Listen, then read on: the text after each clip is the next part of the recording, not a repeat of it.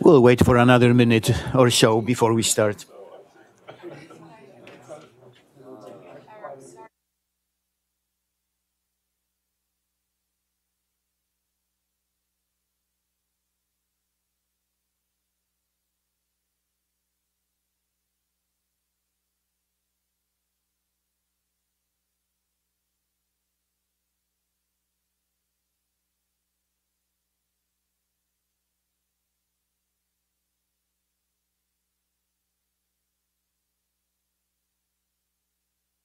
I think we are ready to start. I'm Grzegorz Ekiert. I'm a professor of government and director of the Center for European Studies. And it's my great pleasure to welcome you to 2017 Summit on the Future of Europe. When we conceived the idea of the summit, our goal was to continue Harvard engagement with Europe. After all, it was 70 years ago in this place where the Marshall Plan was announced. 50 years ago, the Center for European Studies was founded, perhaps the most important institution in European studies in the US. And when we were thinking about the first summit, we were hoping that the crisis in Europe is slowly passing, that Europe will be back on track. Now, it seems that the list of challenges for Europe is getting longer with every passing year. I think at this point it's probably too long to even list those challenges in the short introduction. So we are going to discuss some of those challenges today. We have 4 panels at the summit. The first 2 will take place here at the Center for European Studies, and then lunch and the other 2 panels will be at the faculty club. Every year we partner with some other institutions in preparing the summit. So it's my great pleasure to say that this year we partner with Diagnosis Independent Research and Policy Institute in Athens and with the Wissenschaftszentrum Berlin. So my thanks to Neophysis people and to Jutta Linger, who is sitting next to me. Before I ask Mr. Theodoris Gariakopoulos to say a few words, I would like to thank our executive director, Elaine Papoulias, and the entire staff of the Center for European Studies for all their hard work on that summit. So thank you, Elaine. Thank you. Where is our friend from? I'm here. Oh, yes, sorry. Very close by. Please.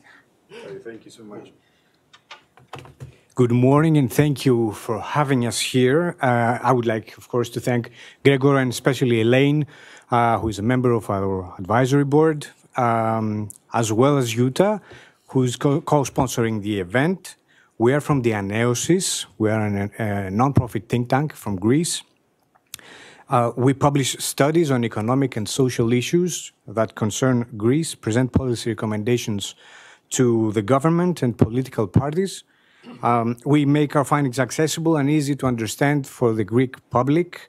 And we've published 18 studies so far in the short period that we've been active on issues like tax evasion, the impact of climate change on the Greek economy, the demographic crisis, the problem of absolute poverty, and we have a series of projects and initiatives about the European Union and Greece's participation in it. And we have several books lined up, and this is the beginning of these initiatives, our participation in this conference right here. Now, we are primarily focused on Greece. Greece is a small European country. One would argue that it's not representative of what the European Union is. However, it's an unusual country and one of that has some things to teach other countries. For instance, historically, we've been ahead of the curve on several issues. For example, we abolished slavery in 1822 during our inception as a country, which in international terms is quite early. We got into the European Union way years before Spain, Sweden, or Austria. And even today, in the age of populism and fake news, well, we've been ahead of the curve in several issues as well. The trend of the poorly thought out referendum, one with horrible consequences, we pioneered that. Several European countries have had massive bailouts to save their economies. We were first there as well. And we're also the last remaining country under bailout sanctions.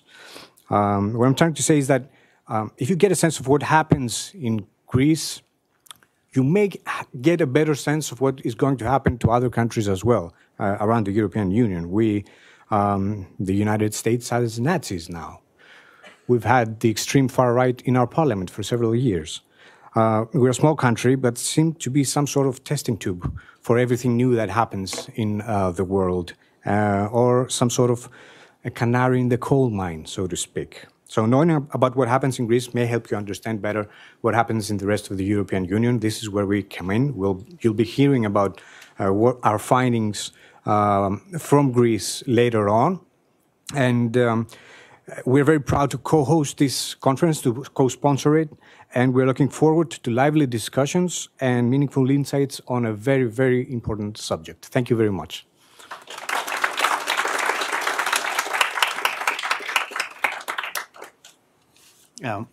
We have amazing lineup of speakers for the summit, and it's my great pleasure to introduce our first panel.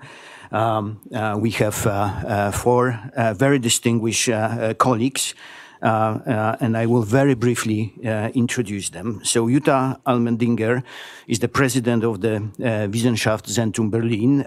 This is the most important social science research institute in Germany. She's also a professor of educational sociology and labor market research at Humboldt University. Jutta is also a senior fellow at the Center for European Studies. Her PhD is from Harvard. We are very proud of that. And prior to WCB, she was professor of sociology at Ludwig Maximilian University in Munich and director of the Institute of Employment Research in Nuremberg. Jonathan Cole is a John Mitchell Mason Professor of Columbia University for 14 years, from 1989 to 2003. Professor Cole was the provost and the dean of faculties at Columbia. His PhD is also from Columbia. He works on issues connected to higher education and especially on the role of great American research universities. He is also a member of the board of trustees of the Central European University in Budapest, which was one of the most important issues which we consider for this summit. Ersin Kalaicho-Olu is the professor of political science at Sabancı University, the Faculty of Arts and Sciences. Before moving to Sabancı, he served as the president of Ishik University. He's a political sociologist, political scientist. He specializes in comparative politics and works mostly on Turkey.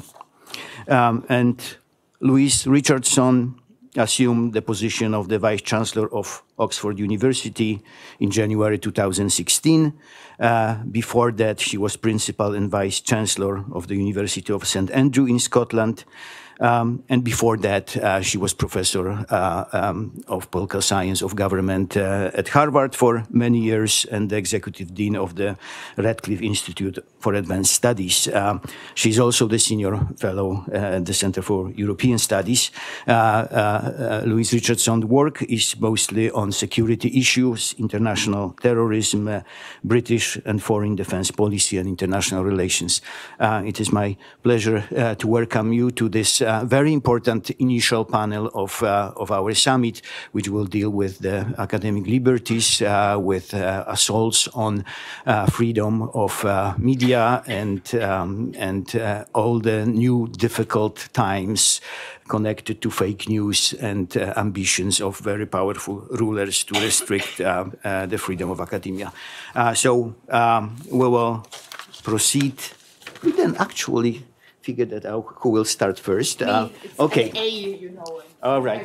So the floor is yours. First, and let me start. Thank you, Gregor, in particular, and also Kyriakos and Theodoros, because the WCB, the Social Science Center in Berlin, really hosts a lot of conventions, of discussion rounds, and I usually have to work a lot on this.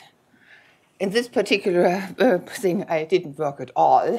So thanks, Elaine, for putting this wonderful program together and inviting all those wonderful people. I'm grateful, and I have to tell you that I always come here because it makes my life much easier. So thanks, really. And of course, I mean, as you can imagine, being here on a panel with not just distinguished professors, but also with people coming from countries where life in academia is much worse and where academic freedom is much more under pressure. This makes me very humble because in Germany things still look very different, I have to say. Germany, unlike the US, the UK, Turkey, Hungary, and other countries, is still in a very privileged situation. Science, and I'm also including the social sciences, is well off. The vast majority of our political parties and politicians do not really mistrust sciences, and they do not shield themselves from scientific knowledge. The rise of the new party called Alternative for Germany, and you all have heard about it, is to be taken very seriously indeed. But compared to other countries, this populist party did not yet reach in the inner core of political decision-making, and it did not reach to the inner core of academic freedom. I have to say this, and I'll come back later to that. As for finances, and you know that this has been a huge threat for the sciences in other countries, the situation in Germany is very well indeed. We have a constant decrease in expenditure for education and sciences. We are not at the very top of Europe. And even if you look at the program of this new coalition, which tries to find each other, a retrenchment is not at all in sight. I mean, I'm not concerned about this. And just looking at my own institution, which is primarily focusing on the social sciences, we have more and more opportunities for third-party money and not the other way around. Or to put it in other ways, we have a budget of overall 20 million. In addition to this, we have 5 or 6 million from outside money. This year, we have close to 16 million. This shows the ample opportunities for the social sciences in terms of third-party money. So I can't say that this is something, compared to what you envision. This, however, does not mean that everything is well. There are a couple of very serious threats to academic freedom in Germany. And those threats are not coming from outside only, but they are primarily, and this is what I want to focus on, because I know that the other panel members will have a stance from threats coming from outside to academic freedom. So I focus to threats and on threats from pressures coming from inside, or developments which I cannot really approve. The first one is that if you read papers, and a lot has been published on academic freedom in Germany, they all meet in one strong suggestion. And this suggestion is that scientists themselves have to speak up and need to transfer the knowledge to the wider public. There is no commentator in Germany who doesn't make this point, not in the media, not from within sciences. They all say, well, you have to stand up and take care of yourself. On the other hand, only a few scientists indeed do that. And I think they have a lot of good reasons not engaging in public discourse. Within academic media, exposure is still very contested, and it is regarded entirely unprofessional if an academic exposes him or herself too much to the media. We follow in Germany an either-or logic, so either academic or public intellectual. I'm heading academic institutions now more than 15 years, and all of them have 500 plus people. So I'm really talking about huge organizations in Germany. Throughout and over the years, and not stopping right now, I'm getting asked whether I strive those organizations to go for academic or for public impact. Whether I want to head organizations towards more peer-reviewed journals or for opinion pages in the media. At least in Germany, we are not used at all to think in terms of academic and media impact, probably with the exception of economics. In turn, we do not have any reward system for young scholars for exposing themselves and getting involved with the broader public. All rewards go to scholarly papers, a few to teaching.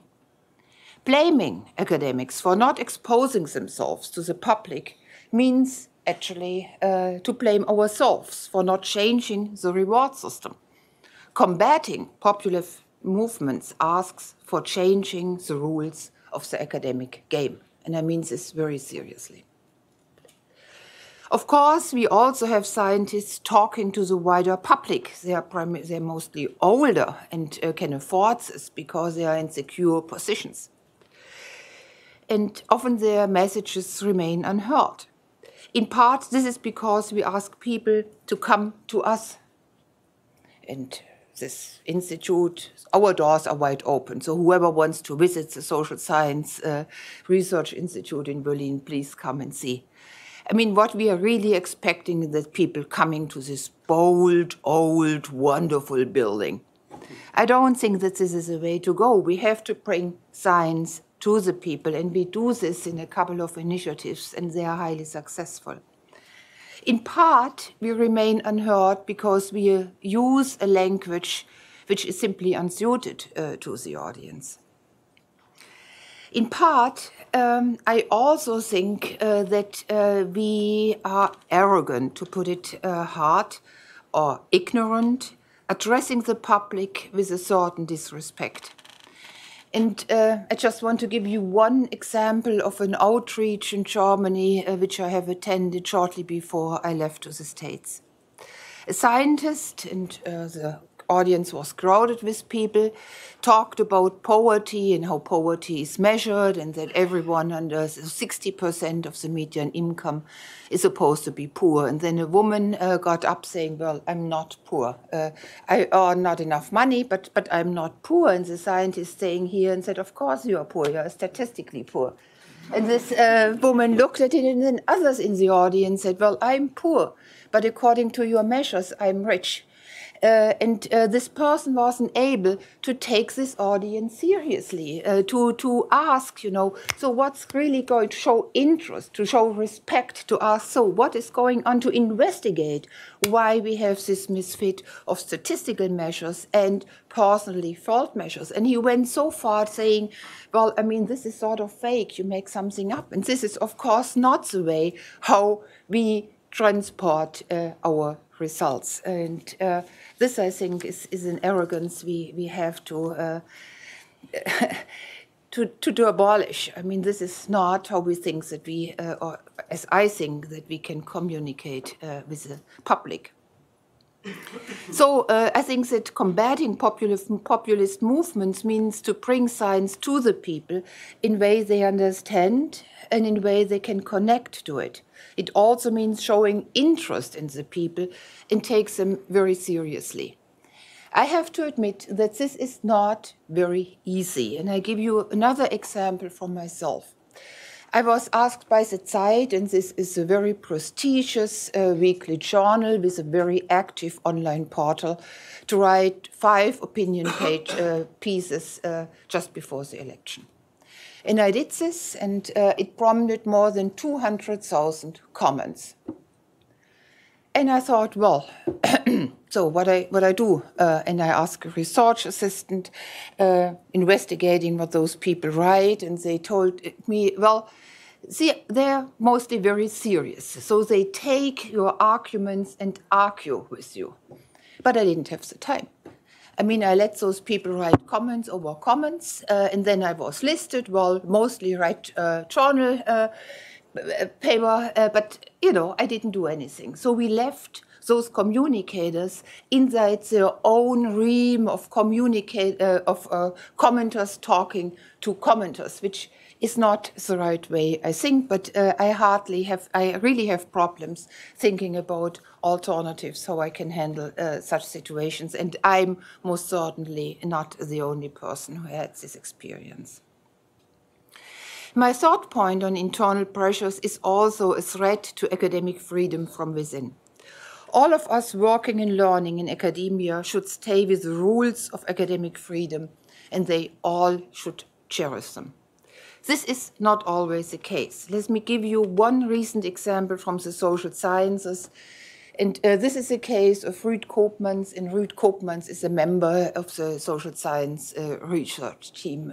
He is an expert, an international expert on migration and integration. He is internationally very renowned. So he did a huge study, and at the end of the study, he found out that people with a Muslim background do not subscribe German values to the extent that people with another religious background do. And he wrote it up, he showed his methods, his historical background, and what happened is students contested those results rigorously. So they wrote blogs accusing him.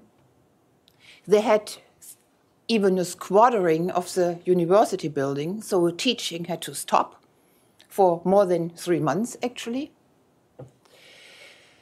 And the problem was that they did not want to engage in a personal conversation with Ruud Koopmans, though they just blocked it. So he offered communication, he offered lectures, he offered discussions, and they didn't agree on doing so.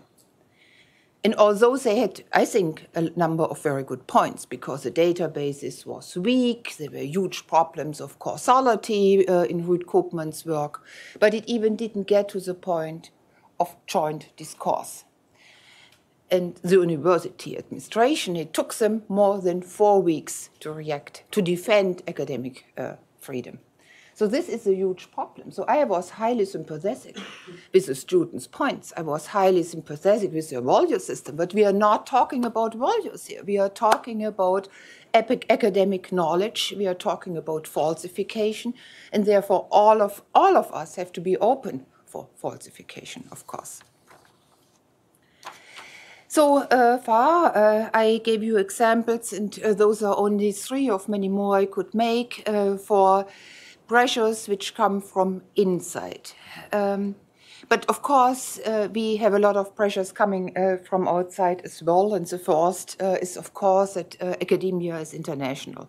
What happens in Hungary, what happens in Turkey, the UK, and what happens in the US is happening to Germans as well. I mean, no doubt about this. I cannot think about academia with its national. We will lose colleagues, collaborators, we will lose the international discourse.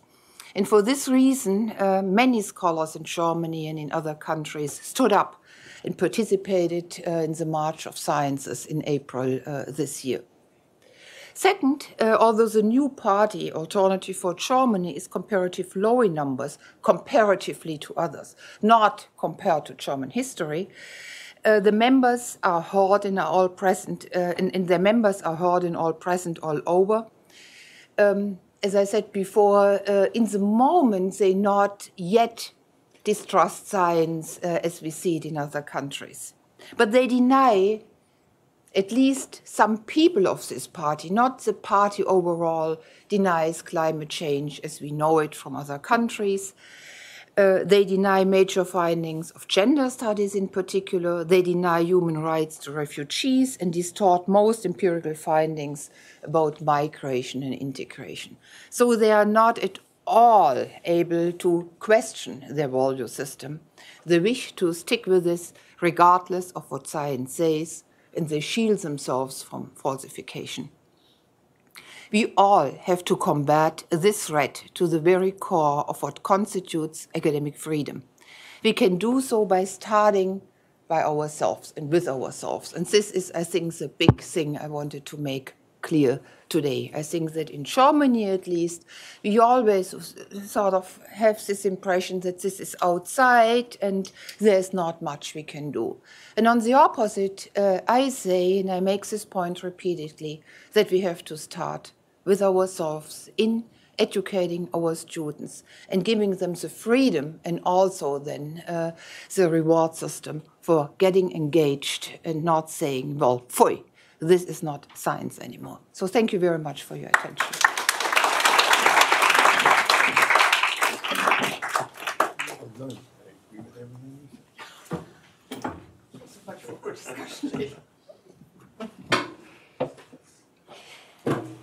Okay, it's good to be here this morning and to discuss this topic, which is dear to my heart. Authoritarian regimes are on the rise in Europe. Anti-intellectualism is resurfacing, and many major universities are either being purged of some of its faculty members with critical voices, or the entire university's very existence is being threatened. Of course, political regimes tend to be of short duration, like people, while the lives of great universities like Harvard and Oxford are longer, like art. But we should also recognize that some excellent but fragile institutions could be destroyed by government suppression of ideas and research. Great destruction can be accomplished, as we know, in a short period of time. Are we entering one of those periods? This exercise of power and repression is becoming increasingly visible in Hungary, Poland, Russia, Turkey, Czech Republic, China, and elsewhere in some of the nations that have been mentioned previously. In these so-called illiberal democracies, the government will withdraw basic civil liberties from its citizens, often in the name of stability and economic gain, such as freedom of expression, freedom of the press, privacy rights, the right to petition the government, protection of minorities, and the freedom to criticize their policies. It will close its borders to foreigners. It will use fear as a political instrument. And if individuals in certain positions, including university positions, do not fall into line behind those in power, they are purged from their jobs or silenced out of fear of the prospect of losing their position or worse. This is the movement towards authoritarian rule. Let me count just a few of the ways that illiberal democracies, a truly Orwellian term, are undermining academic freedom and are a legitimate threat to some fine institutions. In 2016 and 17, according to Scholars at Risk, and in the interest of full disclosure, I'm a member of the SAR Board of Trustees, over 1,400 scholars, staff, and students in Turkey were detained, arrested, or named in warrants. More than 60,000 students there were affected by state-ordered university closings. 407 higher education personnel and students were criminally charged, and over 7,000 higher education personnel were dismissed and banned from public service and travel abroad. Very good example of one of these cases is made by Danny Roderick, one of your own, in a recent op-ed piece. In Pakistan, an individual, a journalism student in the northern city of Mardin, was brutally attacked and killed by a mob after being accused of blasphemy, which amounted to his maintaining a Facebook page that raised issues related to student rights. Others in Pakistan have been kidnapped and some tortured for their social media posts. In Hungary, the regime of Prime Minister Viktor Orban passed legislation without debate, now referred to as Lex CEU, that would effectively close the Central European University, which educates roughly 1,700 students from over 120 countries, draws faculty from all over the world, and is dedicated to open society principles espoused by Karl Popper, among others. Born in Hungary, the university's founder, George Soros, escaped just before the Nazis invaded Hungary, studied with Popper at the LSE, and who, after making a fortune outside of philosophy, because Popper said he wouldn't be a very good philosopher, endowed CEU, a graduate university in the social and behavioral sciences, with over $700 million some 25 years ago. Orban, perhaps the originator of the term illiberal democracy, controls the Hungarian legislature, the media, and the courts, so passing legislation to his liking was hardly difficult. The vendetta against CEU, whose board I'm on, may be as much a personal one against Soros and his NGOs as against the university itself. But recent developments within the past 2 weeks suggest that the animus of Orban towards Soros, which has led him to initiate a criminal investigation of Soros, goes beyond the personal. In fact, just last week, Orban took to radio to denounce Soros and his followers, saying, I quote, "By employing the National Security Service, the Soros network that strives to influence European life should be exposed. Another question is, who are these Hungarians who are participating in this process from here, within Hungary?" Unquote. One indicator that the attack includes the illiberal ideals of CEU is that the current attacks on Michael Ignatieff, also lately of Harvard, who is now the CEU's rector and president over the past 9 months, and has been a staunch defender of academic freedom at CEU, and argues that the attack on CEU is in fact an attack on academic freedom. Now, the turn to populism is highly visible today in parts of Europe. While perhaps not the focus of this particular summit, similar repressive moves against university faculty and students can be found in Latin America, in nations like Venezuela, and we should not delude ourselves that it's not going on here in the United States as well, at the state and federal level. Academic freedom and free inquiry are at the very core of the value systems of our great universities. I will assert what I believe to be a fact and not a false fact. You cannot find and have a truly distinguished, preeminent research university without a deep commitment to and institutionalization of academic freedom and free inquiry. Indeed, I have argued elsewhere that academic freedom is truly an enabling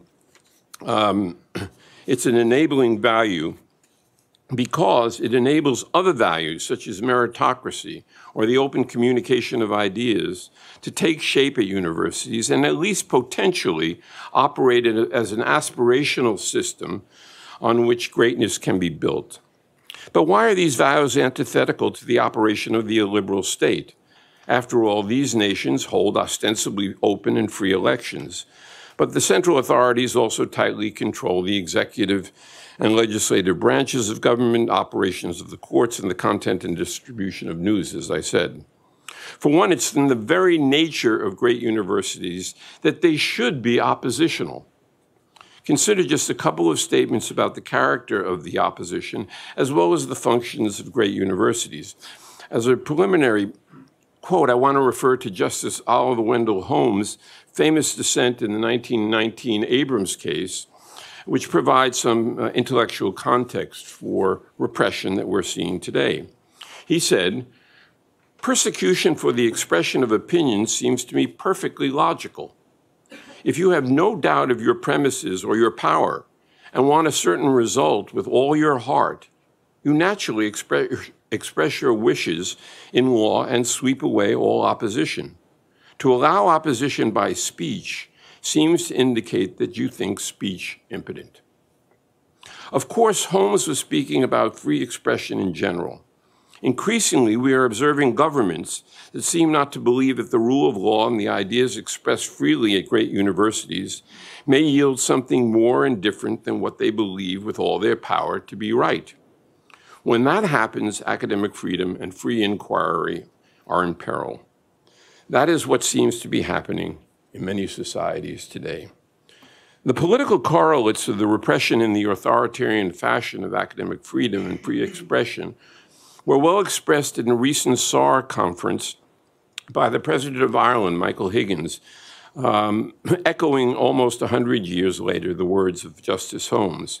He said, Ideas, the free discussion of ideas, the critique and questioning of received ideas, and the articulation of new ones are activities that are fundamental to the shaping of public discourse and to the vitality of democratic life. The repression of these core liberal values is antithetical to the very nature of the university, which attempts to create an open, free space where individuals can contest conventional wisdom, orthodoxies, and existing ideas. Max Weber, in his still relevant essay, Sciences of Vocation, said, "The primary task of a useful teacher is to teach his students to recognize inconvenient facts. The essence of humanistic studies, as expressed by literary critics from Lionel Trilling to Edward Said, is to be oppositional, to discuss and question traditional values, not necessarily to overthrow them, but to elevate the basis on which they are embraced or altered. It is to follow the argument and evidence where it leads. The stance is the posture taken by brilliant scientists and scholars." What we might call this University of Chicago principles is found in the 1967 Calvin Committee report and the more recent 2016 Stone Committee report. The Calvin Committee, looking at the role of universities in perilous times, staked out the position of the university as follows, I quote, "A university faithful to its mission will provide enduring challenges to social values, policies, practices, and institutions. By design and by effect, it is the institution which creates discontent with the existing social arrangements and proposes new ones. In brief, a good university, like Socrates, will be upsetting." To bring this up to date, the Stone Committee report reinforced the earlier view. It said, "The university's fundamental commitment is to the principle that debate or deliberation may not be suppressed because the ideas put forth are thought by some or even by most of the university community to be offensive, unwise, immoral, or wrong-headed. Indeed, fostering the ability of members of the university community to engage in such debate and deliberation in an effective and responsible manner is an essential part of the university's educational mission." Authoritarian regimes don't like this kind of talk and often act to suppress it. It threatens their power. So perhaps the state of academic freedom and free inquiry is one reasonable indicator of the liberal or illiberal state. The repression of free expression and inquiry is abundantly apparent in the cases that I referred to a few minutes ago. But it also takes a variety of forms. And it is important to note that while the focus of this summit is on nations other than our own, there is a significant apprehension in American universities about the repression of free speech and free inquiry. When we talk about academic freedom, we too rarely discuss the political effects to suppress research. Yet authoritarian states and those moving in that direction, especially in this new moment of populism, are also committed to suppress research that it finds opprobrious to its ideological bent. If we think for a moment about the compact between American universities and the federal government as an illustration for what might exist elsewhere, we can't help but be impressed by what the exchange embraces. For producing a better educated citizenry and for developing new knowledge that has both an intrinsic value, think gravitational waves, or at the point of its discovery, the laser, or research that will improve the quality of our lives, we are asking the government to finance university research and offer financial aid for our students, but to keep its hands off the university and how it operates, to grant it autonomy and allow it to police itself. In short, don't tread on our academic freedom or our efforts to provide a space for free inquiry. While we're attempting to deliver something that is rare and essential for democracy, it is also all too often viewed as a threat to the existing order. We might ask, when does trust in the bargain that has been struck break down and why? And what are the consequences for the nation and the university to discard the compact's essential elements? Now, before concluding with a few words about what might be done to combat this new wave of populism and autocratic rule, I want to suggest that we begin to think of violations of academic freedom and free inquiry as a multidimensional space. Not all violations can be categorized similarly. What has happened in Turkey and other nations, where people's lives are literally at stake, where students and faculty are arrested, incarcerated, and sometimes tortured, where students have their universities become the object of political purges, is quite different from the troubling situation that we face at the Central European University. We need to create a typology of attacks on academic freedom in our times. These very types of attacks may have very different causes and consequences, and we should not be responding to them in a cookie-cutter fashion. Moreover, the typology relevant for today's relationships between universities and nation-states may well be quite different from past attempts to suppress academic freedom at universities. I have not seen such a typology, but we need to construct a useful one. Finally, without dealing with the causes of the new populist movements in Europe, from problems of migration, xenophobia, and false facts that produce much of the public fear and fuel these movements, consider a few ways that we should try to respond to the attacks on our universities. Let me speak first again about the case of CEU, since it's the one I know the best. The leadership of CEU and its board members has been actively engaged in defending CEU from Orban's attacks and has made efforts to change the legislation that would close it. As an attack on the autonomy and academic freedom of the university, two board members, Gerhard Casper, the former president of Stanford, and myself, were given the assignment of writing a petition against the legislation that would be signed by leaders of the top universities in the world. This had to be done quickly. Besides trying to herd a very busy set of cats, we were remarkably successful at obtaining the signatures of the leaders of perhaps 30 of the world's 40 most prestigious universities, and had individual letters sent by others. Louise Richardson, Vice Chancellor of Oxford, was one of those people who I believe sent a letter independently, and I'm glad to see her today. She's also a member of the board at CEU. Candidly, these letters had essentially no discernible impact on Mr. Orban, as far as anyone can tell. It ironically helped the visibility of CEU. We're much better known today than ever before. But it did not seem to move Orban. Leading Hungarian scholars and prominent members of the Hungarian Academy of Sciences tried to persuade the Hungarian leadership of the inappropriateness of Lex CEU legislation. Over 70,000 protesters marched in Budapest attacking the legislation, a demonstration, I might add, that was neither initiated nor fostered by the CEU leadership. Efforts were made within the European Union and its court to sanction Hungary. That did elicit some response, as did a strong negative response that was unexpected by the US State Department and the governor of the state of New York, where CEU is actually chartered. Negotiations began between representatives of the Hungarian government and those of CEU and the state of New York. A draft agreement was reached. It was sent to Orban, where it continues to sit on his desk, waiting for him to move it to the Hungarian parliament. But no economic sanctions were threatened, and all these actions appear to have had little effect. Meanwhile, uncertainty grows within the university community, and there is a sense that the tactic of death by 1,000 cuts or prolonged bleeding could lead to the annihilation of CEU in Budapest. So what is to be done? The autonomy of the university is such importance that the general legislation and regulations governing higher education in Europe should not only guarantee the free movement of students and faculty, as it does, and supports academic freedom and free inquiry, which it does, it must go further to include sanctions for those nations that depend on the EU for financial support.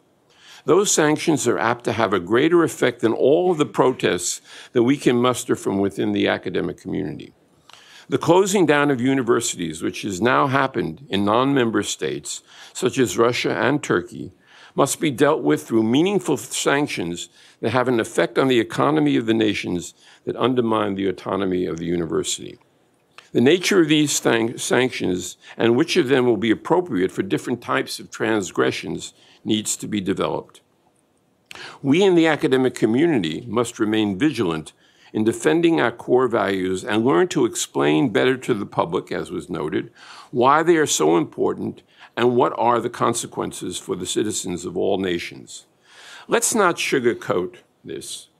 Academic leaders, with few notable exceptions, have not been articulate defenders of these values and have not learned how to reach a wider audience to express why those values are important for the public good. Recent data suggest that there may have been erosion on university campuses in the faculty's commitment to academic freedom and free expression.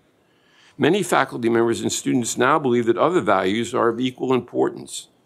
The argument must be made by courageous and prominent educational leaders, including faculty, for why the commitment to academic freedom and true free expression, such as those expressed in the Chicago Principles, remain at the essential core of great institutions of higher learning.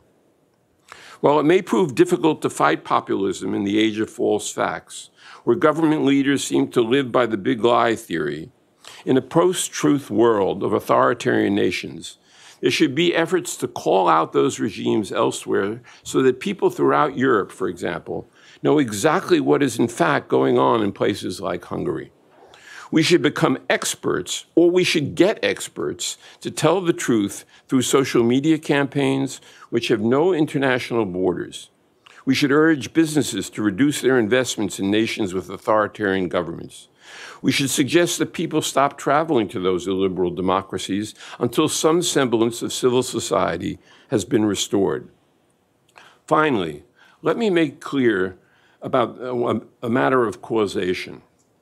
It is always difficult to find the causes of widespread and complex social phenomena, such as the proliferation of autocratic regimes and the spread of so-called false facts. Academic freedom is not, I believe, one of the root causes of this phenomena. The attack on it is one of the many debilitating consequences of the growth and spread of these forms of governance. Among the causes that one ought to look to, at least for a partial explanation, are the stagnation of income among many of the less well-educated in those countries, the despair about the apparent inability of democratic regimes to improve a significant portion of the population's life chances, the fear associated with terrorist acts of violence, regardless of the actual very low probability that terrorism will affect individuals or their families, the substantial growth of inequality of income and wealth in many of these countries, to the point where some democracies are bordering on plutocracies. Then there is the despair felt by ordinary citizens who don't believe that their representatives are doing anything to ameliorate this trend. They are often right. Add to these variables the xenophobic fear of immigrants that are members of other religious groups or nationalities, the barbarians at the gates who are coming to undermine their values and their beliefs. There is also the feeling among many, among the predominantly poorly educated, that their status in society is being eroded by others who are jumping ahead of them in the queue, waiting to climb the ladder of social mobility. The political gains that the authoritarians make because of some of these factors gets combined in a recipe that instructs these leaders on how to secure power by spreading fictions, fear, and finally through attacks on intellectuals and their hosts, the universities. The critics have to be taken care of. That is when academic freedom comes under fire. It is our job to be watchful and whenever and wherever we can to correct the record, find mechanisms to educate the people to think more critically, educate them with facts rather than fictions, and persuade them that their welfare is dependent to a significant degree on both advanced education and the discoveries that are born at our great universities. This is no easy task, but it is our crucial assignment. Thank you.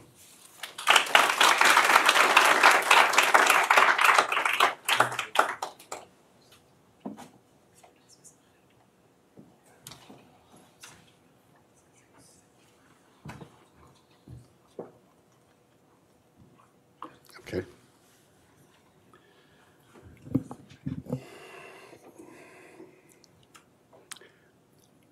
If I were a Japanese speaker, I would have started with a long apology.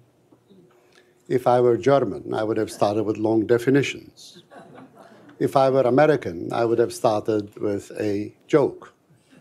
I'm Turkish. It's customary for Turks to start out with long thank you notes, which last for about 5 minutes or so. I'm not going to do it. I would like to thank, however, the chair and the director of the Center for European Studies and also Elaine Papoulias to get me engaged in this. I will focus mainly on what is written up there, academic freedoms and autonomy under conditions of post-truth politics of a special kind. Mind you that we're talking about politicians playing around with facts. That's nothing new, let me tell you. I mean, it's been part and parcel of politics. Politicians lie. This is not a matter of fact. It's a well-established fact. And we know that. They know it as well. In fact, at the time of the collapse of the Ottoman Empire, a book was written by a third lieutenant who served as aide-de-corps for the Ottoman Pasha in charge of the Ottoman armies in what was to be the Middle East. The title of the book is Zeytin Dağı in Turkish, Jebel Zeytun in Jerusalem. Falih Rıfkı Atay in the beginning narrates a story of a woman in Adana who runs at the trains asking for his son, Ahmed. Have you seen my Ahmed? He says. Have you seen my Ahmed? Nobody has seen it, Ahmed. He says, her Ahmed died as machine gun fodder because of a lie. And it is not a shame to lie in Eastern civilizations. So lie has been around for a long time. We're looking at a different kind of lie. Our politicians and the media industry has outdone themselves now. They have created a completely different kind of a lie or a different kind of communication about publicly known facts. You ignore them completely. In fact, in the Daily Telegraph in the UK, Michael Deacon wrote that facts are negative. Facts are pessimistic. Facts are unpatriotic. Ignore them. Be above facts. Completely bypass them. And in a sense, anybody who talks about the facts, especially makes rebuttals about the facts, the opposition, present them as smear campaigns and accuse them of scaremongering. And if necessary, declare them as enemy of the people, of the nation, and being unpatriotic. So we are into a new kind of managing perceptions in an era, I should add to the long list that Jonathan Cole drew up as a cause, in which trust in any kind of public authority has evaporated. We don't have any authority in which, in general, people trust any longer as the truth sayers of society, including experts and academics. And as you know, again, a British politician said it very clearly, we've had enough of the experts. So we're not going to be listened to. So we have a tough job, even in Germany and elsewhere. Now, I'm going to narrate to you a very specific example to which Jonathan Cole touched, the Turkish case, wearing another hat that the chair had not mentioned in my introduction. I'm a member of the Science Academy, Turkey. And we write reports on academic freedoms and autonomy in the country for the last 3 years. And this is about the last report, and I will stick to it as much as I can. Because of brevity, and also because I would like to be very clear about the message that I narrate. It's not only my message, it's the message of the Science Academy of Turkey on the situation that exists. First of all, I would like to bring up to your attention that there was a coup attempt on the 15th of July 2016, which was a sordid attempt. Nothing good would have come out of it. And that has created a very dysfunctional influence on the politics of the country. And it has undermined the previous standards of rule of law and the previous standards of democratization in the country. And that seems to be the basic problem that Turkey is facing now. First, I'd like to present the legal context in which the country operates. If you read the Turkish constitution, it is a constitutional democracy. And it also operates under the Covenant on Civil and Political Rights of the UN Declaration of Human Rights, and also European Convention of Human Rights. Public authorities are in a position to protect freedom in science and arts according to these covenants and according to the Turkish constitution. In fact, even under emergency rule, by the way, what Turkey has is, I've written that in Turkish, is an extraordinary rule, not emergency rule. Emergency rule in Turkish would be translated differently. Acil durum yönetimi, for example, in Turkish. This is extraordinary. We're not in normal politics. We're out of normal politics.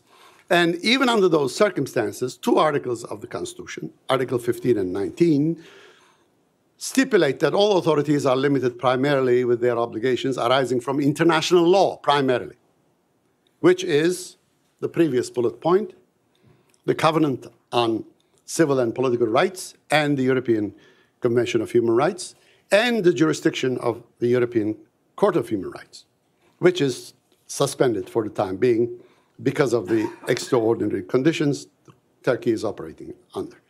And also, again, Article 27 of the Constitution stipulates very clearly that everyone has the right to study and teach, express, and disseminate science and the arts, and to carry out research in these fields freely. And this is to be guaranteed even under these circumstances by the government. So, in the 2016-2017 academic year, there have been various violations which have been concerned publicly and debated publicly, and there have been various expressions by the international institutions of science on this matter, especially the autonomy of the universities had been at risk, and it looks as if it's almost completely evaporated. Now, we made some presumptions at the very beginning of our report. Therefore, I'll simply go over them. There are 5 of them. I'll put all of them together so that you can read them. Presumption of innocence of individuals, acts that constitute legal offenses in the academic institutions should obviously be investigated by legal authorities operating within the law. The method to control wrong practices should be provided in academic procedures, and academic institutions should be able to deal with them. Then there should be procedures whereby universities and academics make their own decisions. And if they are blocked, of course, under these circumstances, the very creativity of the job of academic production will be stifled, basically, and therefore we have to pay much more attention to that. And if that happens, the society pays a big price. These are the basic points that we have started out with. Now, Turkey started to be ruled by decrees with the force of law, which was extended as a certain amenity to the executive branch of the government by the legislature. Therefore, it has some legislative background, and many have been promulgated over this period. With those, 5,644 academics were removed from office. If we include those 15 universities that were closed down and their members ejected, the total number reaches to 7,800 academics. There are roughly about 79,000 academics, so about 10%. Now, these were done without any administrative procedures being followed, total disregard for presumption of innocence. There was no investigation about these people. And they were not only dismissed from the academy, but they were inhibited from continuing with their contributions to scientific knowledge under any circumstances. Now, most typically about them are 2 different kinds of freedom issues. One, what we may call, and this is my terminology, extramural discourse of an academic. What an academic speaks about, not as a result of one's own research and producing critical thinking, etc., but as a citizen, mainly, perhaps knowing a little better certain aspects of a social or natural phenomenon than the standard individual or men or women in the street. Now, about 1,100 academics signed a petition known as the Academics for Peace in January 2016, and these people had various disciplinary proceedings against them illegally in the beginning, and there are some legal cases still continuing right now. At the time, there was no changes in the academic procedures or the laws. Therefore, what they seem to have perpetrated is their extramural discourse as any academic, in which they were supposed to be free. And indeed, the Constitutional Court, in this decision that they had made on April 16, 2015, a little earlier, argued that opinions may be considered not nice by public authorities. They may be somewhat painful to listen to. They may dislike it. They may be offended. But a part of the society may feel the same. But this does not necessarily mean that they had to be suppressed unless they promote use of violence, justify terrorist action, support the formation of hatred. So they had to be charged as terrorists. So with the decrees of the force of law issued after July 15, 2016, they have been claimed to be in relation with the sordid coup or coup attempt and received some sanctions with all other coup attempters. So treating some of the individuals who had used their right to democratic opposition in the same level with organizations intended to destroy the constitutional order, unfortunately weakens the struggle against terrorist organizations and lessens its cogency, makes it murky, and people have great difficulty sorting out what's going on under these circumstances. The trial process is still going on. No final judgments, to the best of my knowledge, have been passed for anybody. No state law pursues sanctions as harsh as dismissal from civil service, still, or a ban on the use of their titles, that ban is imposed upon them, or a protection that the individual shall never be employed in civil service again. Some of them are at the age of 20, 22, 23, 24, long life, no service, civil service. And I'm not so sure private service can hire them either under those circumstances. And those who have gained their right for pension, they were removed from pensionary rights or they were banned from getting them.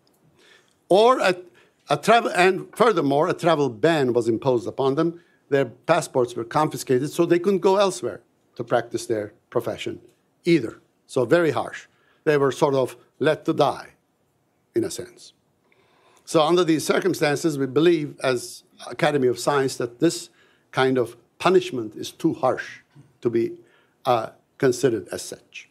Now the decree with the force of law, number 676, Article 4, which is still in place, argued that if any person who is evaluated to have membership to or association or contact, irtibat in Turkish. And what is irtibat? What is contact? Living in the same apartment building is contact. If somebody calls your phone and you don't answer, that is contact, according to the Turkish prosecutors. Greeting someone in the streets is a contact. If you have contact with terrorist organizations or any structure, formation, or group that the National Security Council, which is executive branch of the government, which operates under the sort of new rules of the game, where the executive has a very large say, if that decides that there is a terror organization in the country in the form of a group, that becomes a terror organization, not only for the executive branch of the government, but also judiciary. And any person in that position can be removed from civil service by the suggestion of the president of the Council of Higher Education, to which all universities are administratively connected, and by the decision of the Council of Higher Education. Executive, again, decision On what grounds, nobody knows. Which we believe, as the academia and the Science Academy, that all academicians operating in Turkey are under the risk and pressure of possibility of losing their jobs upon being evaluated to have such a contact, such a loose concept to be used against them if they want to be shut up. This is from the Human Rights Commissioner of the European Council's report on February 15, 2017, in which there are certain allegations made. Some changes have occurred in them. Now, academics can leave the country after 15th of November next week without taking any approval from their universities. So there's a little bit of relaxation. But all these were dismissed. Some were reappointed, some were not. On what grounds, we again do not know. The autonomy of the universities was severely curtailed, as I'll mention to you in the following slides. And the commissioner considered that there was a severe blow to freedom of expression, also academic freedom, as underlined by the European Court of Human Rights and the Parliamentary Assembly of the Council of Europe. So under these circumstances, both the autonomy and freedom seems to be impaired. Now, there is another aspect of academics' life and the products of that, again, occurs in the form of discourse, and I call that intramural discourse.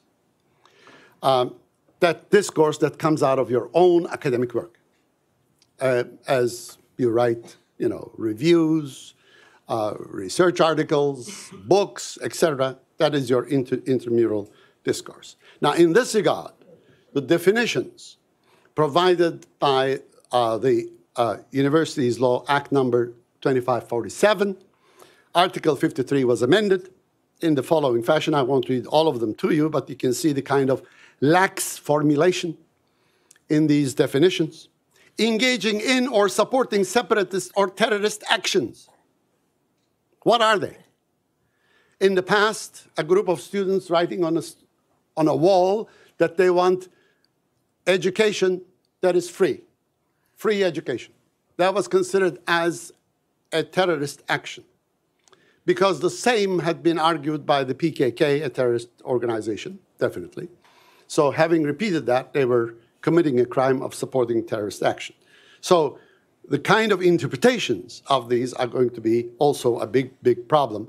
And this creates a severe limitation or delimitation of intramural discourse, what you can produce in the form of your scientific writing. Not only the ethical standards, not only the methodological standards, not only logic and honesty in data collection, etc., is something that you have to worry about, but you have to worry about these when you publish an article. And you can be easily charged with doing any one of those in your articles, propagating terror for that matter. And these are in direct conflict, we believe, with the 1997 UNESCO's recommendations concerning the status of higher education teaching personnel. And Turkey is a signatory to that and ratified it, therefore the government should be bound by it under these circumstances, we believe. Now, autonomy eventually was completely demolished by abolishing the election of rectors of the universities by their faculty. Instead, appointment by the suggestion of the Higher Educational Council of 3 candidates, from which the president of the country selects one. If this selection does not occur within 1 month, then the Higher Educational Council can provide another 3 names in 2 weeks.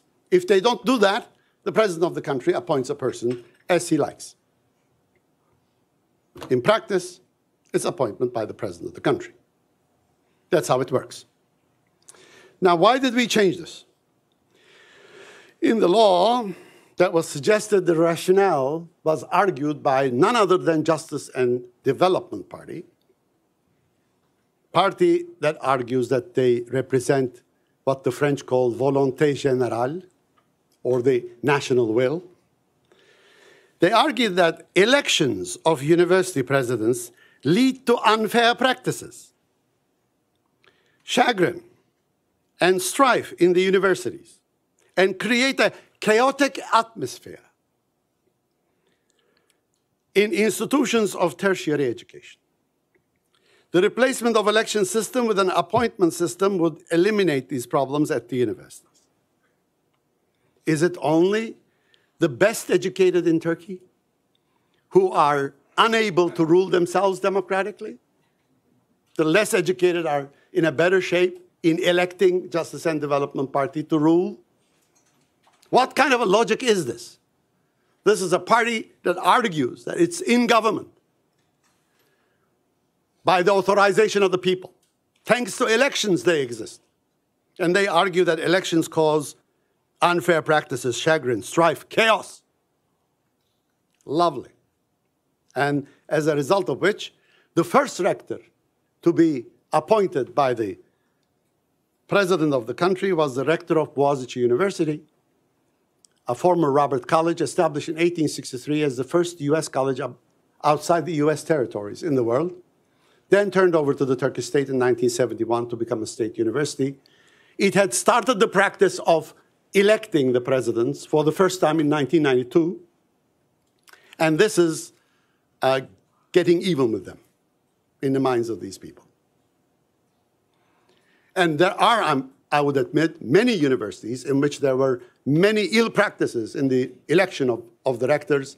None of them were considered for appointment by the president of the country before this university, which has had many elections of presidents without any problems. So the record stands as such. So research and educational matters that are to be decided by the universities were removed from their own jurisprudence to the Higher Educational Council, which is not a university, and I'm not so sure whether they're capable of managing anything that academics do. So in conclusion, it is very obvious to us, Science Academy, that academic staff is viewed by the government as potential criminals whose intramural rights and liberties should never be left too broad.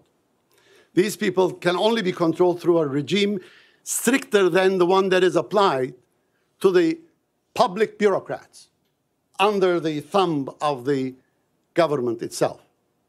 So the rules that are imposed upon the academia are much more stricter than those imposed upon civil servants under these circumstances. And instead of research and evaluation of the university's own organs to find a suitable rector in line with its own methods and traditions, the rector is appointed externally upon the discretion of the central governance. The university loses its autonomy and becomes part of a hierarchical order, which it is not.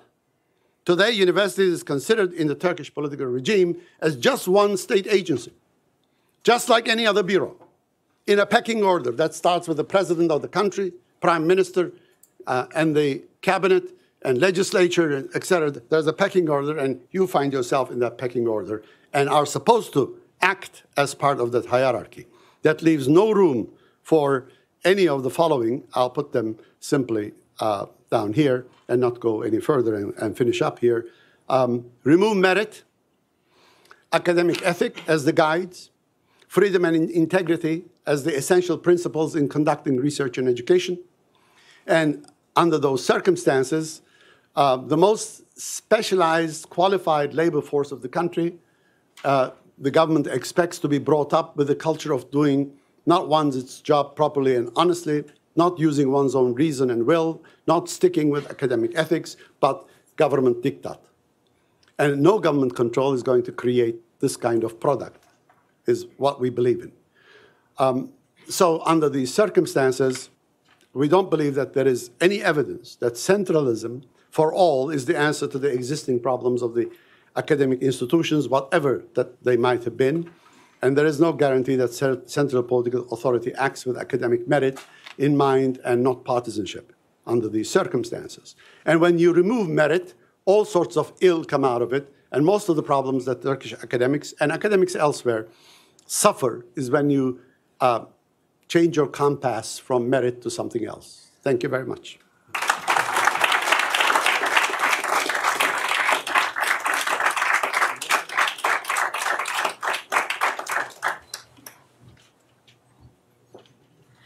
Good morning. Oops. Thank you. I appreciate the invitation. It's a pleasure to be back. I can't resist one observation. I was asked to keep my remarks within 10 minutes, and I will do so. My plan is to make some brief observations on the points of post-truth, populism, academic freedom, but within the some British, with an eye to the British perspective. On post-truth, first, as you may know, Oxford University Press named post-truth the word of the year this past year. And this poses a real problem for universities. We see our role as being the pursuit of truth. We see truth as an aspiration rather than a possession. So if we've gone beyond it, when we haven't yet achieved it, it truly is a problem, I think. The notion is that, or as OUP interprets post-truth, it's that emotion, not evidence, matters. And this would seem to be vindicated in some of the voting patterns around the American presidential election, as well, of course, as the Brexit vote.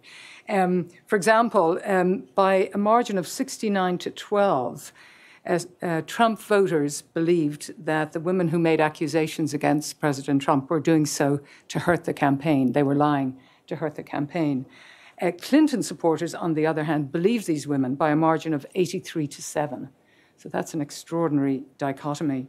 So we see inconvenient facts being dismissed as fake news, as most famously on the whole issue of the size of the crowds at inauguration and so on. But I've been struck by what I see as a difference between the role of the media, both here and in Britain. Here, the more President Trump tends to criticize the media, the more the reputation of the media seems to rise amongst opponents of President Trump. I think there's a very different pattern happening in the UK. Historically in the UK, the media, the print media, has been divided between the tabloids and the broadsheets, and there's been a very significant difference in approach between the two. The Daily Mail is arguably one of the most powerful institutions in Britain today.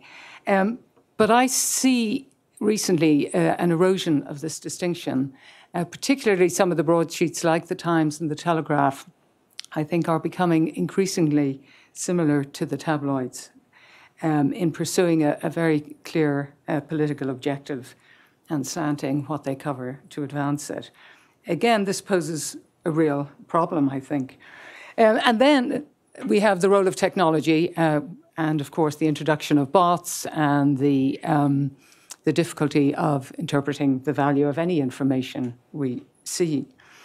On populism, here I'm influenced by the work of Cass Mudd, of Jan Muller and John Jordis in understanding this emergence of populism, though as Jordis has pointed out, it has been around at least since the 1890s in this country. But the essential notion is this dichotomy between the real people and the elite. And the difference is one of values more than income.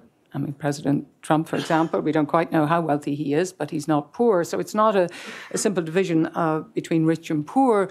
This was captured by Nigel Farage in the UK when he declared the Brexit vote to be a victory for the real people, as though the 48% who voted against Brexit were not real people. Historically, universities have tended to be at the vanguard of social movements. This was emphatically the case in the 60s and 70s. But this is not the case today. Now we're seen as part of the problem, part of the plutocracy. And this is quite striking when you look at the demographic of the voting patterns in both the presidential election and the vote for Brexit. I mean, the biggest single predictor of how somebody voted in both cases was educational level. In the UK, a quarter of university graduates voted to leave, whereas 3/4 of those with no post-secondary qualifications voted to leave. Similarly, 75% of white people with no college degree voted for Donald Trump. There was a headline in the Atlantic magazine which captured this, saying, "America's educational divide put Trump in the White House." So even controlling for race and income, the concentration of college degrees was the strongest indicator of whether or not a county voted for Trump.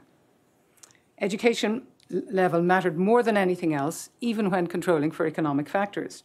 More college graduates in a county hurt Trump's vote more than having a large Asian population, more than having a larger Hispanic population, more than having a larger black population.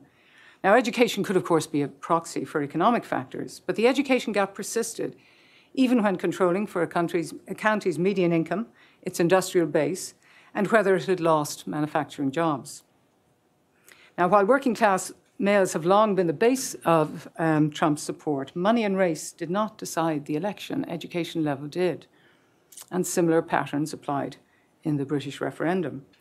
As I said, those with postgraduate qualifications voted 75-25 for Remain. Those who left school without qualifications voted 73-27 for Leave. Class and age mattered, but education mattered more. In general, areas with older and poorer voters tended towards Leave, while those with more immigration and more college-educated tended to Remain. But by far the strongest indicator was education. I think this is a new phenomenon, and it's certainly a troubling one. I see it as having real portentous impact or portentous ramifications for universities in the future. It's the potential to undermine the very bonds that hold representative democracy together. These bonds rely on trust and assume certain shared values like respect for knowledge. But if knowledge is perceived simply as a perk of the plutocracy, the underlying consensus, that the basis of trust on which decisions are made could be eroded. We saw in the referendum, and it's been alluded to already, the growth of disdain for experts, most famously captured by somebody educated at my university, I'm sorry, saying that we've had enough of experts. Or as one person who called into the Radio 4 Today program said, after all, experts built the Titanic. Of course, in Belfast, they say it was fine when it left here. But academics are more trusted still than politicians, even though that trust has eroded. The most recent Edelman poll gives me some grounds for hope. It says people trust academics 60%, CEOs 37%, and government officials by 29%. But when we turn to academic freedom, certainly the situation in Britain pales in comparison to the situations we've heard about in Hungary, in Turkey, and in Russia. But on the other hand, universities are under significant threat, and the academic freedom of universities is under significant threat. I'm sure many of you may have heard or may not. About 3 weeks ago, I received a letter from a government whip asking me for a list of all the people who were teaching courses on Brexit, a copy of their lecture notes, and links to their course websites. This was somewhat chilling, and it's pretty clear what the intent behind it was. Fortunately, the reaction was a very powerful one, and he didn't get his lists. But in this age of populism, universities have become a target. As you know, British politics at the moment are febrile in the extreme. And the Labour Party won the youth vote by a landslide in the last election in the summer, not least because they promised to make all university free and to introduce maintenance grants. There was no indication of how this £11.2 billion would be funded, but that didn't matter. But the result is that politicisation of university fees. So there has been quite a concerted move to blame universities for these fees. So in the press over the past several months, there's been unrelenting attack on universities, particularly on vice-chancellors and on our obscene salaries.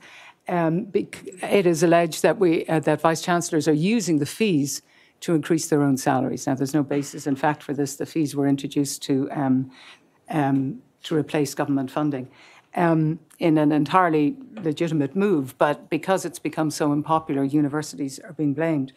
We're seeing increasing levels of legislation in Britain. We have, as you probably are familiar with, the Research Excellence Framework, but this has now been followed by the Teaching Excellence Framework, without anybody noticing the irony of evaluating the ability to teach nuance with a gold, silver and bronze star, which is how universities are ranked in the Teaching Excellence Framework. Since then, that was last year's innovation. This year now, so we have the REF, the TEF, and now this year we have the KEF, which is the Knowledge Exchange Framework, We've dropped the aspiration for excellence. And none of these are to be confused with the KISS, which is the key information sets. So we've had a recent higher education bill, which is going through Parliament, which creates a new regulatory body for universities called the Office for Students. The remit of this office is couched in the language of students or consumers. Universities will be required to have contracts with their consumers, with their customers, and to guarantee value for money. Pay over £150,000 a year will have to be justified, and cross-subsidisation across will not be allowed.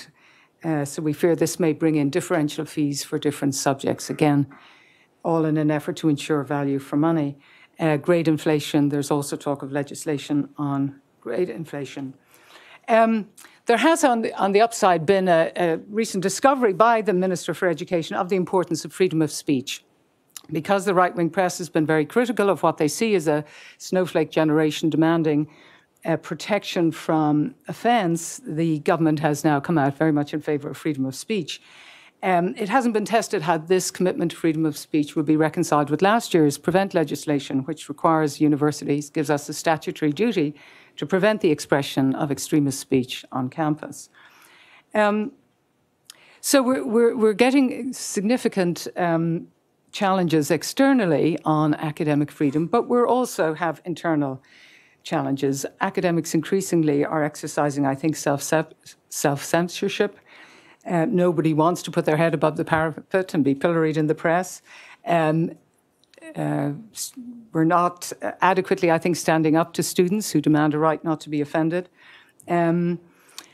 And we're not reminding people, not reminding our students or indeed the public of what Tacitus said, which is that truth requires inspection and delay.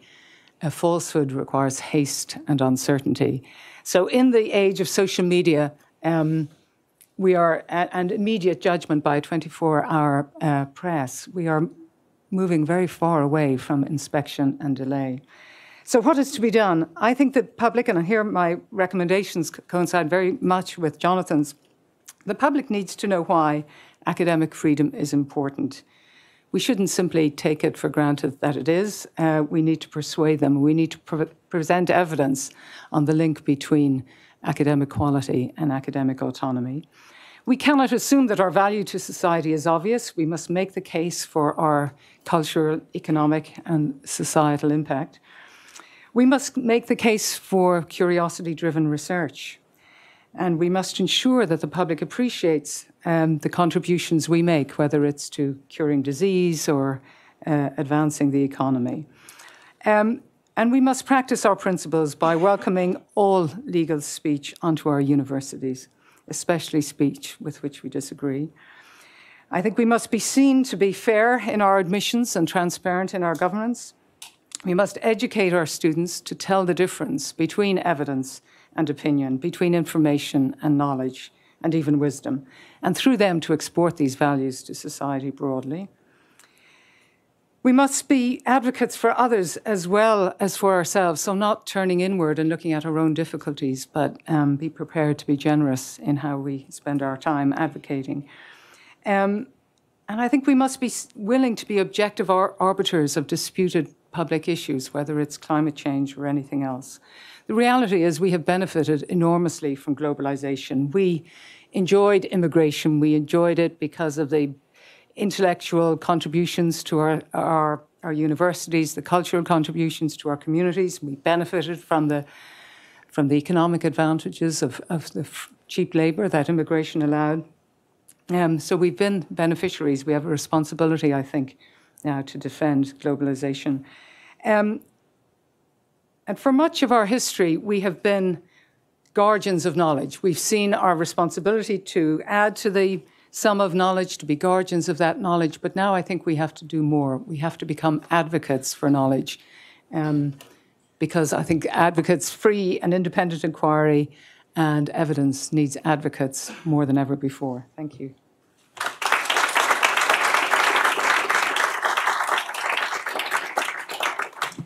You know, I have to say that I find this a little bit chilling as someone who was educated at the Communist University, that we are revisiting all those issues again in the 21st century. We have very little time, so let me open the floor for questions, and if you could please introduce yourself and keep the comments to the minimum, so we can have a number of questions. Yes, please. Thank you all for. My name is Ilus. I'm a visiting researcher here at CES. Thank you all for this very rich panel. I have a question for the entire panel and a specific question for Jutta. So I was also wondering, what in your view, what's going to be the long-term effect of the suppression of academic freedom? Because we're talking about short-term and what's happening at the moment, but this is going to have an impact in the years to come as well, even if we reverse some of these problems and challenges. And for Jutta, I really commend your suggestion that we should reach out to public more.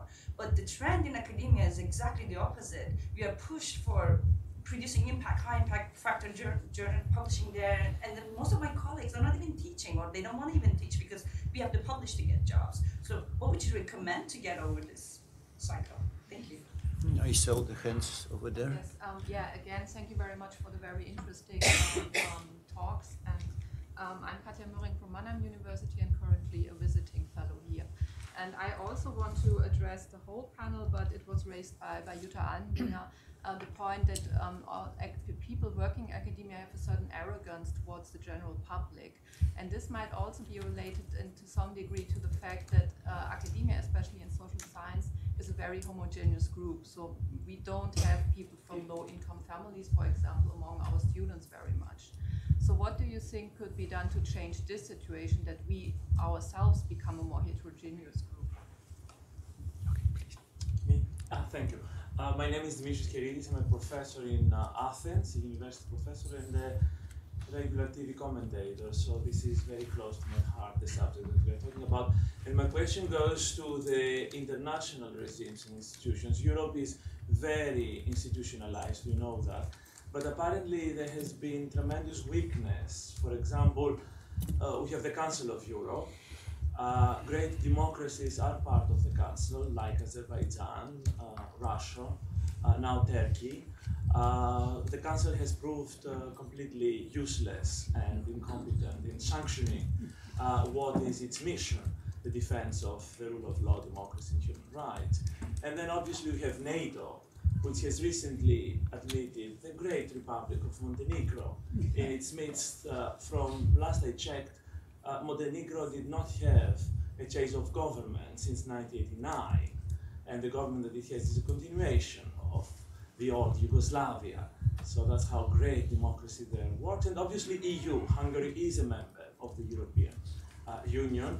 If this can happen within the EU, this is very disconcerting. So I would like to have a comment about the role of all these great organizations that we have put in place in Europe since the Second World War and apparently are not very effective. We have space for one more question, please. And this is more to Dr. Cole than the others on the panel. We heard this terrible of what goes on in Hungary, and especially in Turkey, where outside forces are doing it to the university. My concern is what the universities are doing themselves in the creation at Harvard, Columbia, in contrast with Chicago, of the safe spaces, the warning, the non-invitation to certain controversial speakers. It used to say when America sneezes, Europe gets a cold. It's almost the other way around now. Europe has a cold and is importing it here. Thank you very much. Let me come back to the panels, and maybe we'll start in the same order. So Jutta, please. So thank you very much for this question. I think that in other areas, but then it was on the entire time. What? Okay, fine. I thought it's just the other way around in Germany. I mean, sometimes things are going differently. So, thanks for this question. So I think we indeed made some progress. Like the German National Scientific Foundation said, we are not interested in your entire publication list anymore. We want to have the 3 most important publications. We have more made progress in terms of parentships. So we are saying, well, if you are a young mother or a young father, we ask less from you. So we take this into account. We also had huge troubles in good performance in teaching in Germany.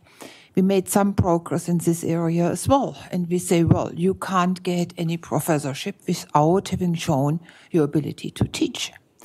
So why can't we also introduce as one of several indicators to cherish public outreach and to take meta training, for example, seriously, and have it as one part in the educational instructions? I mean, this is quite simple, actually, but we have to do it. And I do not say that in particular university administration is going forward to this, and it's about rules. It's about rules we all have to agree on, and then we have to introduce those rules. So it's not impossible, but we simply lag behind, and therefore this entire talk about we must be more on media and things like this, I think it's.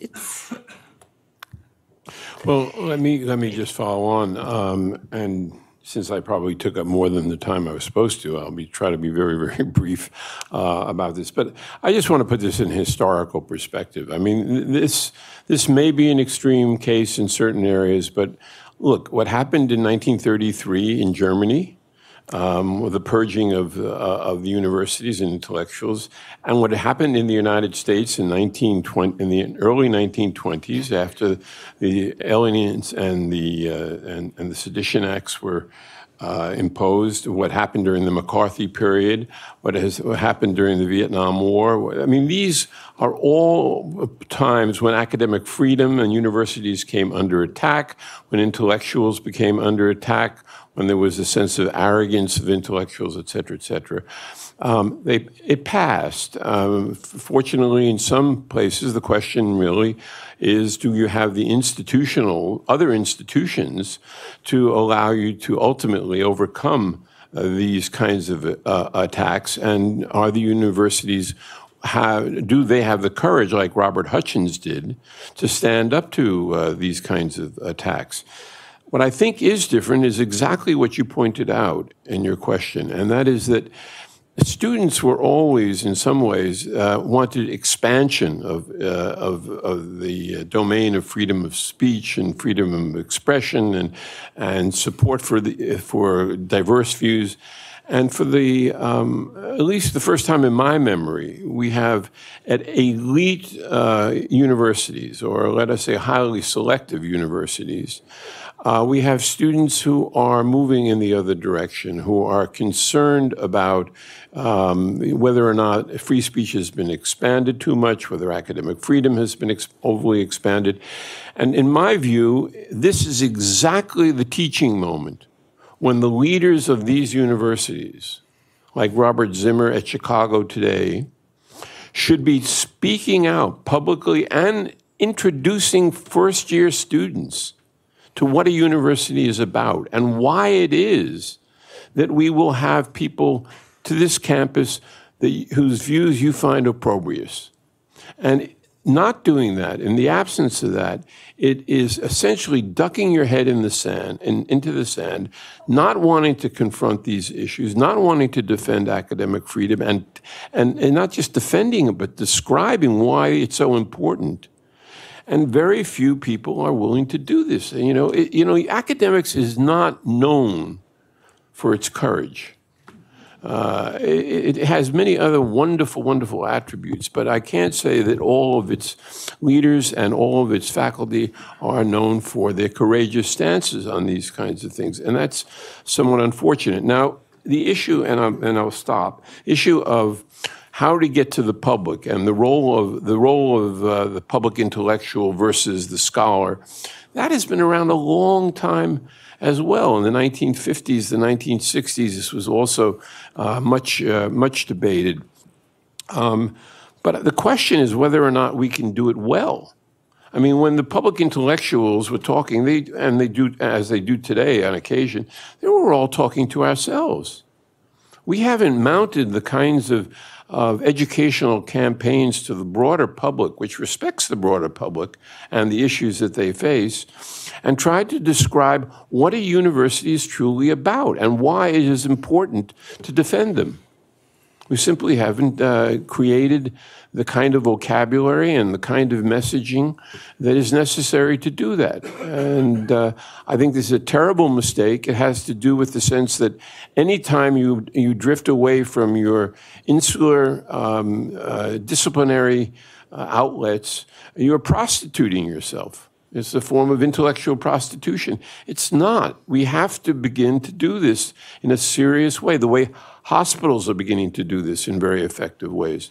So on the one hand, I don't think what we're experiencing is altogether new by any stretch of the imagination, but I do think that we have to think about different mechanisms and new mechanisms to deal with the current situation so that we perhaps can reverse some of the trends or halt the trends that we're seeing, especially as described in places like Turkey and Hungary and Poland.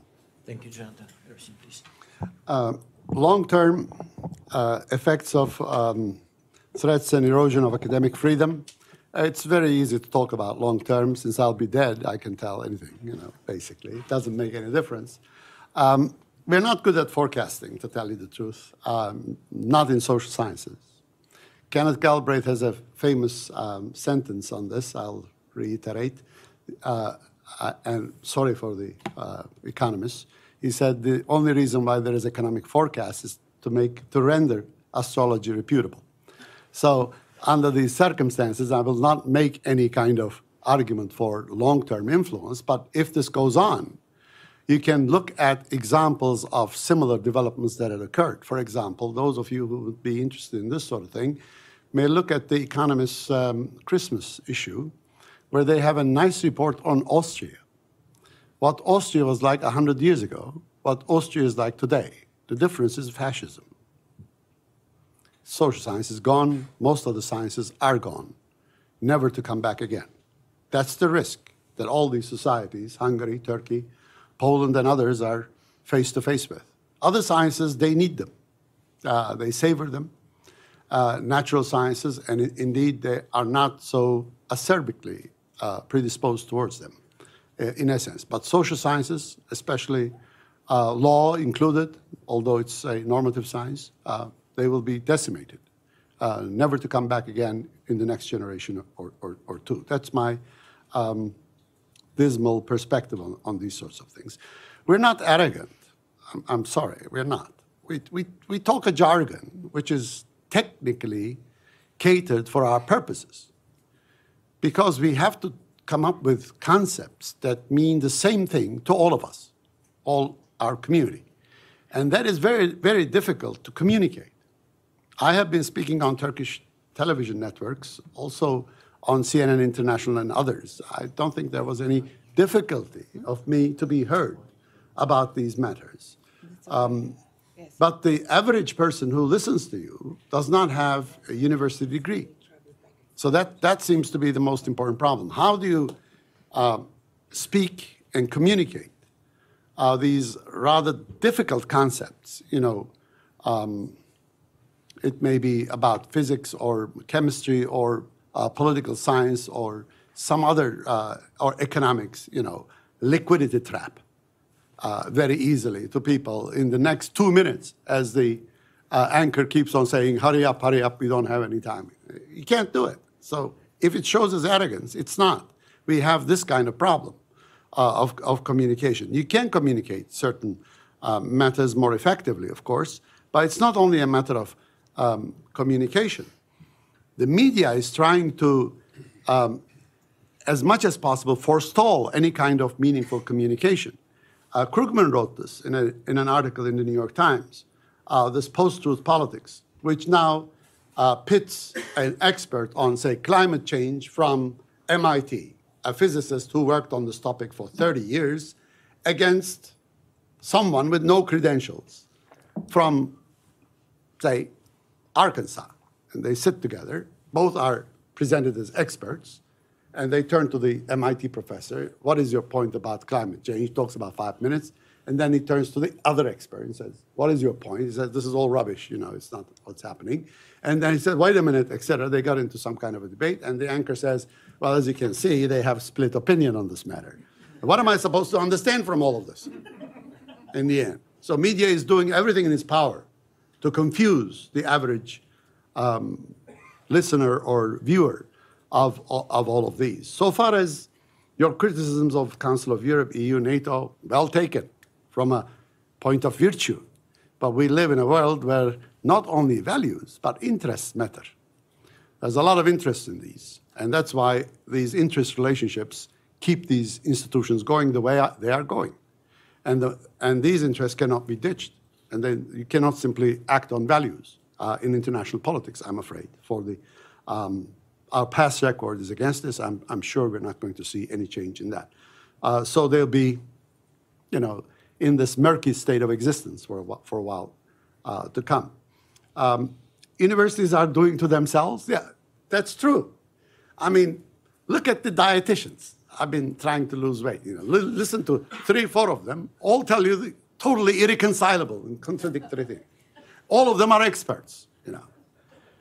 There is something there. I mean, medical science, the same problem. Sometimes they come up with one argument, you know, if you eat this, you'll never die, et cetera. Then they say, well, this is proven not to be the case. Our statistics was not correct.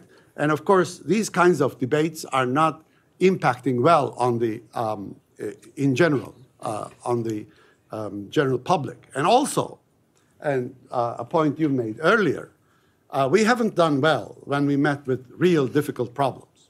McCarthy era. What was the performance of the American universities in the McCarthy era? Is it something to boast about? I'm not so sure. No, you can be very sure. You know, that's something that you have to take into perspective, and you should be. If well-instituted powerhouses of academia, such as Harvard, cannot stand behind the decision it makes, then there's something wrong either with the decision. You should change your methods of making that decision. Or there's something wrong with the way you approach the powerful. And that is, of course, more problematic. And that sets the record for all the other universities because we use these institutions as examples. Thank you. Thank you so much. Luis. Well, very briefly, I think there's a lot of agreement here on the imperative of engaging externally. The British government deals with this in its research excellence framework by, according now, first 20, now 25% of your grade on your research is your impact, the impact. This is an effort to inculcate a sense of external engagement. This is one area where European institutions have been useful. A couple of weeks ago was European Researchers' Night in cities, university cities all across Europe. You had tens of thousands of people engaging with the universities. In mine, we had 8,000 members of the public and 600 researchers. The members of the public were invited in and essentially could order an expert off a menu and engage with them for the evening. We had, as I say, we had 8,000 people sign up for it. So the difficulty is doing any of this at scale. We have all kinds of impact awards to try and change the culture, and I think it's imperative we do so. But our success in doing so, if I can jump to the second question, will be directly linked to our ability to solve this problem. Where we're seen not to be representative of society as a whole, where we're seen to be bastions of the privileged. Unless we can be seen to be fair and open to every member of society on an equal basis, we're not going to be successful, I think, in persuading them of the value of what we do. I do think that European institutions have been disappointing in responding, particularly to events in Hungary. And on safe spaces, I think they are antithetical to a university. I think a university is in and of itself a safe space. It should be safe for all legal speech. And we have to constantly tell our students that. I do so on a daily basis and have the scars to show for it. Thank you. As you see, we are not into a joyful and optimistic start for this summer, but we have still 5 minutes for coffee break. Let me join me to thank our panelists for this fascinating discussion. Thank you for your chairmanship. You were so kind to us. Nice to meet you. Nice to meet you.